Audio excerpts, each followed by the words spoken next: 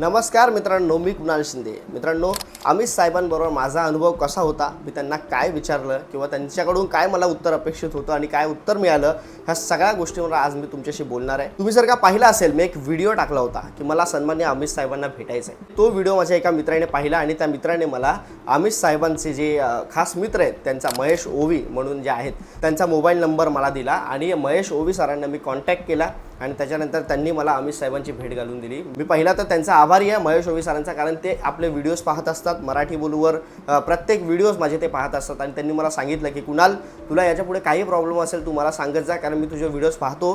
तू आपल्या पक्षासाठी बोलत असतोस, राजसाहेबांसाठी बोलत असतोस आणि त्याच्यामुळे तुला जर का अमित साहेबांना भेटायचं असेल तर मी नक्की तुला भेटवलं असतं, मला तू आधी सांगितलं असतं.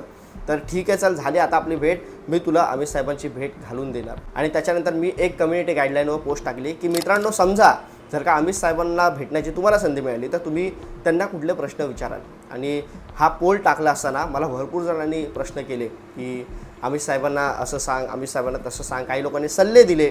भरपूर त्यातल्या 80% प्रश्न असे होते की अमित साहेबांना सांग की शिवसेना उभाटा म्हणजेच आपले उद्धव साहेब यांच्याबरोबर मनसेने जावं, नाहीतर मनसेला आम्ही मतदान करणार नाही. हा सगळ्यांचा जो प्रश्न होता तो देखील मी अमित साहेबांसमोर ठेवला, मांडला.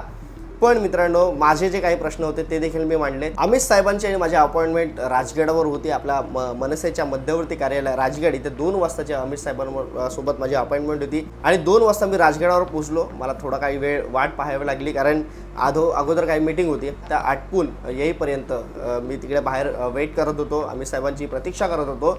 आणि तेवढ्यात तिथे काही 4-5 मुलं आली. मला असं वाटतं चेंबूरची मुलं होती ती. आणि त्यातल्या एका मुलाचं नाव मला आठवतं आहे, मयूर गोसावी म्हणून. आणि किरण म्हणून एक कोणी संपर्क अध्यक्ष म्हणून महाराष्ट्र नवनिर्माण विद्यार्थी सेनेचा तो किरण नावाचा मुलगा जो होता, त्याचा वाढदिवस होता. आणि तो फुलगुच्छ घेऊन आला होता अमित साहेबांना भेटण्यासाठी म्हणून.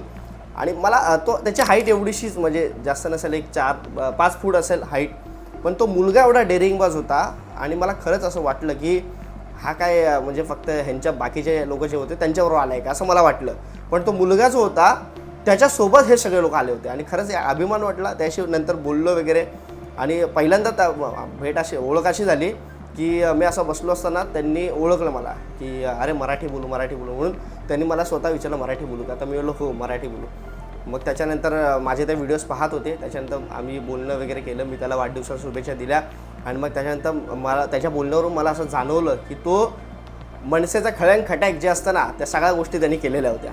एवढासा मुलगा मित्रांनो, तुम्ही त्याला पाहिलं तर तुम्ही स्वतः बोललासा हा एवढासा आणि एवढं सगळं करतोय, आंदोलन करतोय, महाराष्ट्रातल्या मराठी माणसासाठी लढतोय, आपल्या अमित साहेबांसाठी, राजसाहेबांसाठी लढतोय. मला खरंच सुखद अनुभव जो भेटला होता. त्यानंतर मी त्याशी बोललो वगैरे, सगळ्या गोष्टी झाल्या. आणि मग त्याला शुभेच्छा दिल्या. आतमध्ये गेलो, अमित साहेबांना भेटलो. अमित साहेब आले आणि मग त्याच्यानंतर बसले. मला थोडंसं सुरुवातीला असं वाटलं की प्रश्न काय विचारू किंवा काय नाही, असं मनात भीती होती. आम्ही महेश ओवी साहेब जे होते ते सोबत होते, ते त्यांच्याशी गप्पा वगैरे केल्या. आणि त्यांना विचारलं मी की अमित साहेबांना काही प्रश्न असतील ते बिनधास्त विचारू की काही मला जे माझे प्रश्न मांडायला आलो मी ते विचारू. तर ते बोलले तुझ्या मनात जे काही असेल दिलखुलासपणे विचार. मला असं सुरुवातीला वाटलं की एक 5 मिनिटाची वेळ देतील आणि मग त्याच्यानंतर झालं तर बोलतील की ठीक आहे म्हणून, आणि मग निघू. अमित साहेब आले आणि त्याच्यानंतर बसले. मी सुरुवातीला ब्लँक झालो. मी असाच सॉरी बोललं. पहिल्यांदा मी असं तुमच्याशी बोलतो एवढ्या मोठ्या माणसासोबत, तर थोडंसं मला समजून घ्या. मी काही नोट्स काढले होते मोबाईलमध्ये. त्यांना बोललो मी काही प्रश्न काढले ते मी वाचू का, तर ते बोलले हो हो नक्की.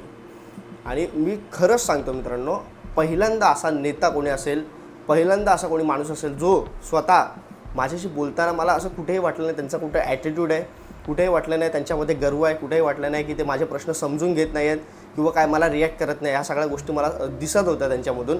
आणि मला असं पुढे मी तुम्हाला ते सांगतोच. आणि मग त्याच्यानंतर मी प्रश्न पहिला त्यांना विचारला, तो मराठी बोलू माझं चॅनल आहे वगैरे माझी सगळी ओळख करून दिली. आणि त्यांचं सांगितलं की असे जे बरेच जण आहेत मनसेकडून बोलतात, त्या सगळ्यांना मला असं वाटतं आपण अधिकृतपणे एकत्र आणून सगळ्या गोष्टी नीट केल्या पाहिजे वगैरे. त्या सगळ्या माझे मुद्दे जे होते ते मी मांडले. मग त्यांनी खरंच सांगितलं नाही तुम्हाला आमचा पाठिंबा असणार आहे, त्याचं काही टेन्शन घेऊन. मी तेच बोललो आम्हाला एक पाठबळ हवं आहे मनसेकडून देखील. तर ते बोलले हो तुम्हाला काहीही समस्या असेल ह्यांना महेश ओवी साहेबांना फोन करायचा आणि मला डायरेक्ट भेटायला यायचं. तर खरंच मला आनंद झाला की हे अमित साहेबांकडून मला ऐकायला मिळालं आणि त्यानंतर व्हिडिओज बनवण्यासाठी एक बळ अजून मला मिळायला लागलं. आणि मग काही प्रश्न मी त्यांच्यासमोर उपस्थित केले की आपल्या महाराष्ट्र नवनिर्माण सेवेमध्ये काम करत असणारे आपले गटाध्यक्ष असतील, उपशाखाध्यक्ष असतील, बाकी छोटे छोटे पदाधिकारी, कार्यकर्ते, महाराष्ट्र सैनिक असतील, त्यांच्या मनामध्ये एक संभ्रम आहे की राजसाहेब हे करतायत काय. राजसाहेब कधी देवेंद्र फडणवीस यांची भेट घेतात, त्या दिवशी आदल्या दिवशी देवेंद्र फडणवीस यांची भेट घेतली होती राजसाहेबांनी. तर म्हटलं हे जे चालू आहे आणि बाहेर आपल्या कार्यकर्ते, पदाधिकारी जे आपल्या उभाटा शिवसेना यांच्यासोबत आंदोलनं करतात किंवा सगळ्या गोष्टी करतात, कुठेतरी बॅनर लागतात आणि मग असं वाटतंय की एकत्र येणार आहेत का दोन भाऊ. या सगळ्या गोष्टी मी त्यांच्यासमोर मांडला. नक्की काय आहे हे संभ्रमात येतात लोक, आपले कार्यकर्ते. तर त्यामुळे काही लोक भरकटून काही वेगळ्या पक्षामध्ये जात आहेत, काही महाराष्ट्र सैनिकच बोलत आहेत जर का भाजपबरोबर आम्ही गेलो, आपण म्हणजे मनसेवाले गेले तर आम्ही मतदान करणार नाही. तर ते मला बोलले हे आपले महाराष्ट्र सैनिक बोलत आहेत. तर म्हटलं हो, माझे जे कमेंट्स करतात हे सगळे, मग तुला कसं कळलं ते महाराष्ट्र सैनिक असं मला विचारलं.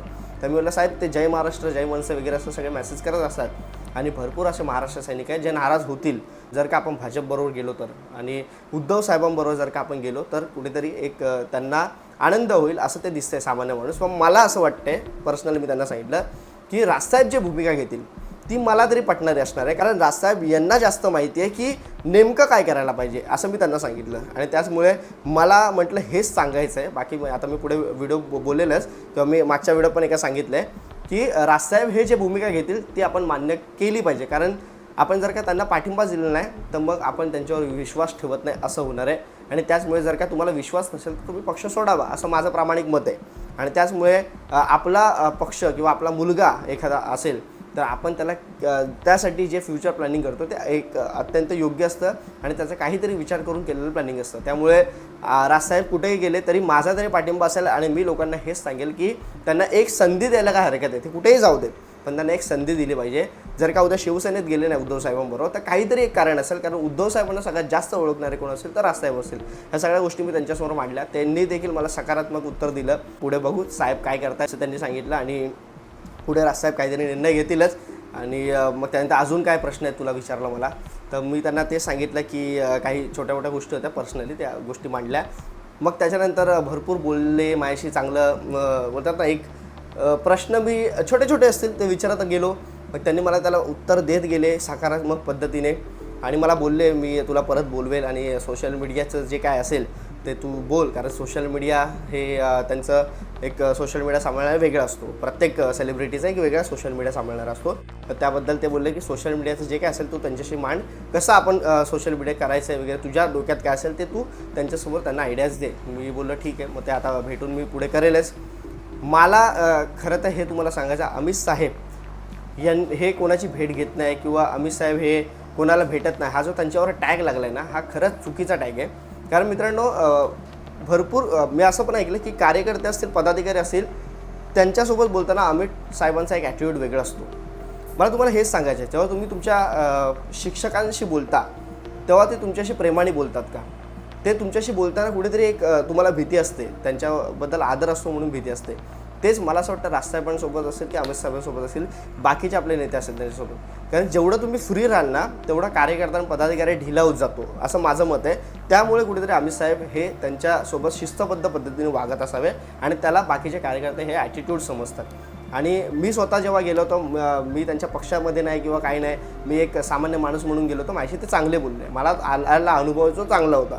आणि त्याचमुळे तुम्ही जर का जाऊन काहीतरी पक्षाचं कंप्लेंट करणार असाल किंवा तुम्ही जर का जाऊन काही माहिती नाही आणि काहीही बोलणार असाल तर कुठेही ते भडकणार, त्यांचा तो ॲटिट्यूड तुम्हाला दिसणार आणि त्याला रिॲक्शन हे तुम्हाला मिळणारच. म्हणूनच उगाचच अमित साहेब हे काहीतरी बोलतात वगैरे असं किंवा त्यांना ॲटिट्यूड आहे, हा गैरसमज जो आहे तो अत्यंत चुकीचा आहे मला असं वाटतं.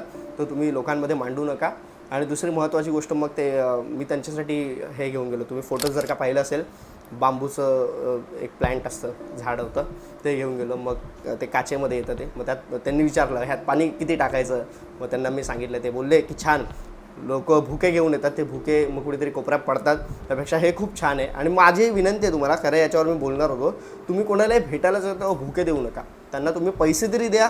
म्हणजे आता हे अमित साहेब वगैरे नाही, पण बाकी असं कार्यक्रमात आपण जातो तर पैसे तरी द्या, त्यांना आर्थिक मदत होईल. नाही तर मग तुम्ही त्यांना एक रोपटं असतं जे आता मी दिलं आहे तसंही देऊ शकता. जर का तुम्ही सदिच्छा भेट घेण्यासाठी जाता वगैरे तर ते मला बोलले मी आता हे इथंच ठेवतो म्हणून, ह्याचा कुठेतरी फायदा होईल. इथे नाही तर मग दुसरं कुठलं कार्यालयात ठेवेल, पण त्याचा फायदा होईल, ते वाया जाणार नाही. हे त्यांना खूप आवडलं आणि मग त्याच्यानंतर बोलले की मी त्यांना विनंती केली की आपले व्हिडिओज सर बघा. मला ते स्वतः बोलले का काय तुझं चॅनलचं नाव मराठी बोलू. ठीक आहे मी बघतो, मला लिंक पाठव असे बोलले. मग त्यानंतर महेश वगैरे साहेब बोलले मी पाठवतो लिंक. मग त्यांनी सकारात्मक प्रतिसाद दिला हे मला तुम्हाला सांगायचं आहे. आणि स्वतः त्यांनी मला 2दा बोलले की मी चॅनल तुझं पाहतो म्हणून. आता त्यांनी पाहिलं पण चॅनल सगळ्या गोष्टी केल्या असेल, मी परत काय विचारलं नाही. पण नक्की जेव्हा परत भेटायला जाईल तेव्हा मी तुम्हाला सांगेल त्यांनी व्हिडिओज पाहिलेत आणि काय रिॲक्शन दिली. पण मित्रांनो महेश वगैरे साहेब जे त्यांचे मित्र आहेत ते माझे व्हिडिओ पाहत असतात, ते मला सकारात्मक उत्तर देत असतात. आणि त्याच्यामुळे मित्रांनो मला असं वाटतं महेश वगैरे साहेबांनी पाहिलं ते अमित साहेबांनी पाहिलंच असं आपण बोलतो. त्या सगळ्या गोष्टींचा अनुभव होता. अमित साहेबांपर्यंत ह्या सगळ्या गोष्टी मी पोहोचवल्या. पुढच्या भेटीमध्ये काही अजून मुद्दे आहेत तर मला अमित साहेबांपर्यंत मांडायचं. लवकरच त्यांची भेट घेणार आहे. येत्या जूनमध्ये 28 तारखेला माझा वाढदिवस आहे. कदाचित तेव्हा वाढदिवसा दिवशी त्यांची भेट घेईल आणि तेव्हा आपण बोलूच, एवढंच सांगतो. बाकी तुम्हाला अमित साहेबांपर्यंत काय पोहोचवायचं असेल मला नक्की कमेंटमध्ये सांगा.